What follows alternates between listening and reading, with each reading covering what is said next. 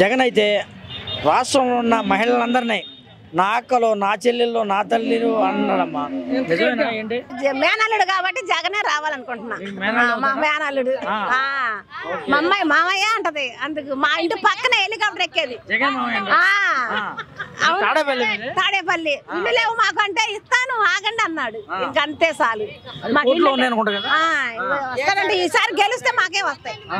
అదే ఇల్లు అన్న ఉంటది అని మాకు జగనే రావాలనుకుంటున్నాం. రోజు చూస్తుంటారు జగన్? రోజు చూస్తాం తాడేపల్లిగా.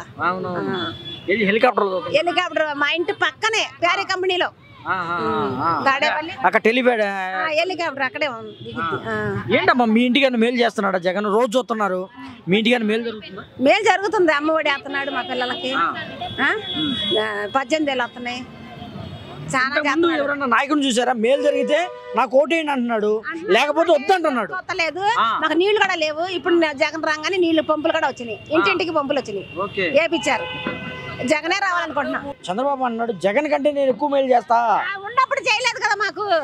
మళ్ళీ ఈసారి ఒకసారి చూడండి. ఈసారి చూడటం లేదు. ఇంకా జగనే వచ్చినాక ఆయనే రావాలి. మేము అనుకుంటాం మాకు జగనే రావాలని. మాకు కావాలి. మరి చంద్రబాబు పవన్ కళ్యాణ్ జత కట్టారమ్మా. వాళ్ళిద్దరు ఒక జట్టుగా వస్తున్నారు. జగన్ ఒక జట్టుగా వస్తున్నాడు. ఎవరు గెలుస్తారు? జగనే రావాలి. వాళ్ళిద్దరు బలం ఎక్కువగా ఉందంటున్నారు. పవన్ కళ్యాణ్ ఏమో మాత్రం మాకు తెలీదు. జగనే రావాలి. జగనే కావాలి. జగన్ అన్నాడు మొత్తం అందరం మేము 400 మంది దాకుండా జగన్ పార్టీ. మేము చేసినా కూడా కొంతమంది వెళ్ళిపోయినా కూడా మేమందరం అక్కడే కాపుకొని ఉన్నాం. జగన్ అన్నాడమ్మా నేను ఎన్నికలకు నేను సిద్ధం, గెలిపించడానికి మీరు సిద్ధమేనా? మేము సిద్ధంగానే ఉన్నాం. గెలుస్తాం. మేమే గెలుస్తాం. తాడేపల్లి వేణి వాళ్ళ ఇంటికాడే మా ఇల్లు అది.